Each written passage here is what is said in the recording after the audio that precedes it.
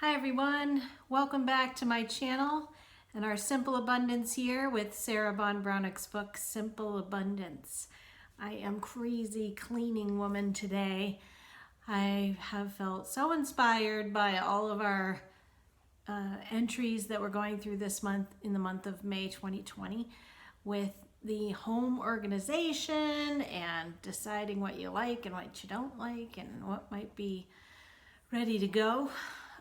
Today I started to tackle a bit of my office. Remember, she encourages us to go room by room. So I told you guys recently I did my master bathroom. And now I'm trying to do my office, which I have to say is going to be a much longer process than I thought, because I'm going through not only one drawer a week. Today I went through 4 file drawers and I have stuff in there from the 90s.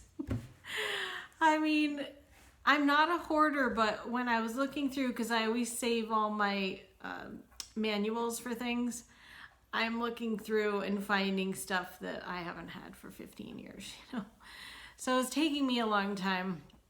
But another challenge that I have for myself, and I will update you guys on how this goes, is I am eliminating my storage unit, saving some money, and moving some things to try to get them into my house.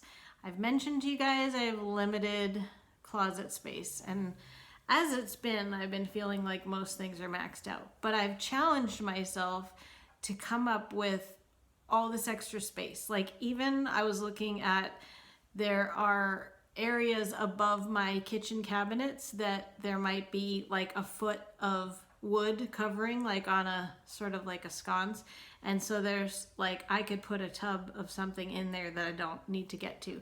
Plus, actually, in my kitchen cabinets, they're really tall because I have high ceilings here, and I can't even reach the top shelf, so I can definitely be putting some stuff in there. It's a matter of getting things into smaller containers, and that's a lot of what I was doing today in my office closet, because I already had a bunch of storage totes.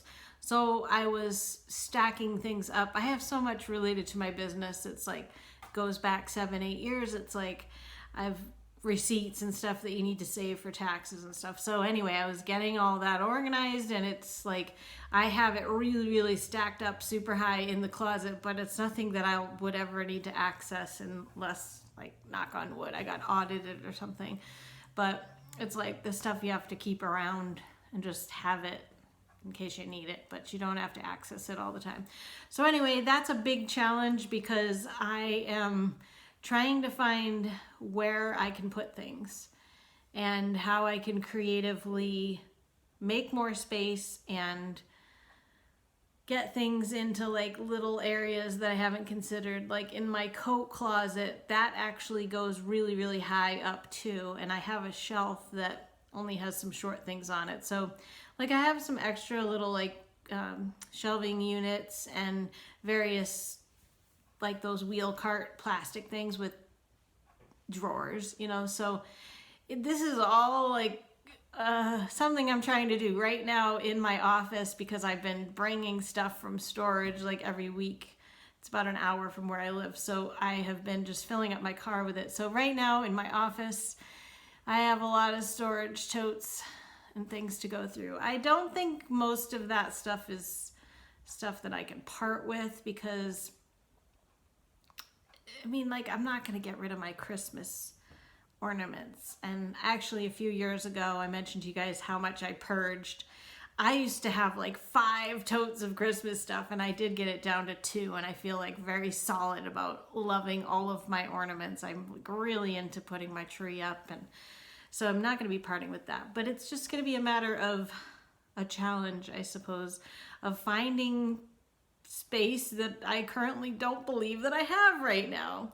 Now, maybe that's going to be me letting go of some things that are around right now, not necessarily these things that I want to keep, like my Christmas ornaments. Maybe it's a matter of me going through and eliminating some stuff that I have that I'm not using. So that's what we're talking about right now in Sarah's book. I just wanted to share with you a couple things too related to the topic that I'm doing in my journal. You know how much I love my journal. One thing that I have done is I've made a page for each room. And I told you guys already that I had a list of stuff that I was thinking I wanted to do in each room, but this was a fresh slate, looking around in a new way based on all the things that we have been talking about lately. So remember, we talked about feng shui, and we talked about colors, and we went through the senses last month, and we talked about what does it feel like to be home, and is there like a feeling of mothering and comfort in your house? And we've talked about so many things to do with the house. So what I did when I went through each room is I just made notes about the things like the main color schemes that I'm noticing. I also went through and wrote down if I saw shapes, because remember in the feng shui video, we talked about trying to have the various shapes and the various elements. Like, was I seeing wood? Was I seeing metal? You know? So I went through in each room and did that. So something you might think about, and actually I should say too that if there was something that I looked around and was like, I thought I loved that, but I'm kind of done with it now. Like, there actually is a picture in my hallway that I walk by every day. I've owned the picture for 10 plus years. It's kind of served its purpose. It's been in a different place in every place I've lived in those years. But I'm looking at it and I'm like, I don't know. I don't really love this. Like, when I think about what I want to see like multiple times a day when I'm traveling this route up the hallway, if I had my choice, I would choose something else. So I also did that. So if there was something that like really stood out for me that I thought I would like to replace it. This is like a future thing. This is not like I'm going to go on a shopping spree or anything, but just to be aware of those things. Hopefully you guys are thinking about that and giving a nod to some of these things that she is suggesting that we do. And it was pretty interesting. I think, well, I'm pretty color coordinated as it is, but I might have noticed that there was like, wow, there's like this one brown thing, like that sort of doesn't go, or how can I tie that in? Maybe it's like adding a brown pillow like to an accent chair or something. And I'm not talking about this room here because I have a lot of brown in here already, but it was an interesting thing to do that. And then, this is not anywhere in the book and not necessarily like a standard thing, but one thing I was thinking to suggest to you guys right now during spring, and because we're doing the cleaning and because it's just going to be, actually, I think it is like a prosperity thing in feng shui. I didn't go and verify this, but this is a great time to be washing your windows, like inside and out.